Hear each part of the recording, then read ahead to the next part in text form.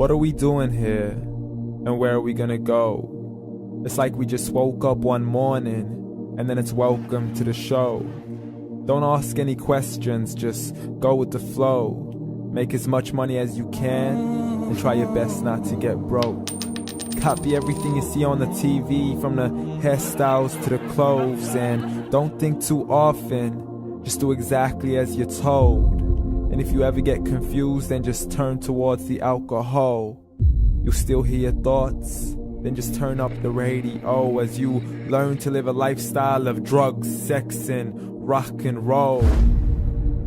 But in all honesty, I just need to know, is there more to the cycle than growing and getting old? Living and dying just to leave behind a happy home and a whole lot of property that somebody else is going to own.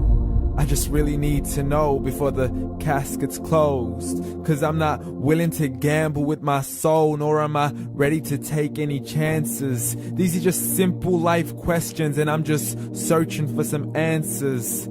Like, what are we doing here? And what is our purpose? How did we get here, and who made us so perfect? And what happens once we go, or is this world all really worth it? Questions we don't answer because apparently we don't really have to. There's no purpose to this life and our existence is merely natural. Then in that case, please let me ask you, did you create yourself, or was it somebody else who had fashioned you? 'Cause you're a being that's impeccable, faultless and unparalleled. You're a product of supreme intelligence, and I'm merely being rational. For there isn't a camera on this earth that can come close to the human eye, nor a computer that can compete alongside the human mind. And if the whole world was to come together, we wouldn't be able to create a single fly. So many signs, yet we still deny. As science tries to justify that all this could come from none, when it's a simple sum. 0 plus 0 plus 0 cannot possibly ever give you 1. So from where did all this order come? For everything has its origins, a maker, a creator of its own. I mean, the only reason you're watching this video is because somebody had to press upload. So we can believe in the Big Bang, but I'd rather believe in He who caused it to explode. Allah, the creator of everything along with every single soul. The ever-living, the master, the only one who is in control. Unlike his creation, beyond our imagination. And no, he's not a man, nor does he have any partners in association. He's on his own. And no, he did not ever leave us alone. Just like every manufacturer, he left us with an instruction manual. The Quran and Islam, and I'm sorry to jump to conclusions, but it's the only one possible.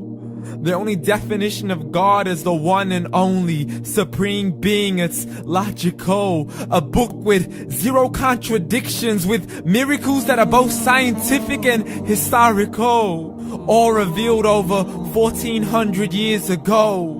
Like the detailed description of the human embryo. The descriptions of the human embryo in the Quran cannot be based on scientific knowledge in the 7th century. To the mountains as pegs holding firm the earth below, and the 2 seas that don't mix in a complete separate flow. To the planets in orbit, alternating night and day as they stay in flow. The expansion of the universe and the creation of everything from H2O.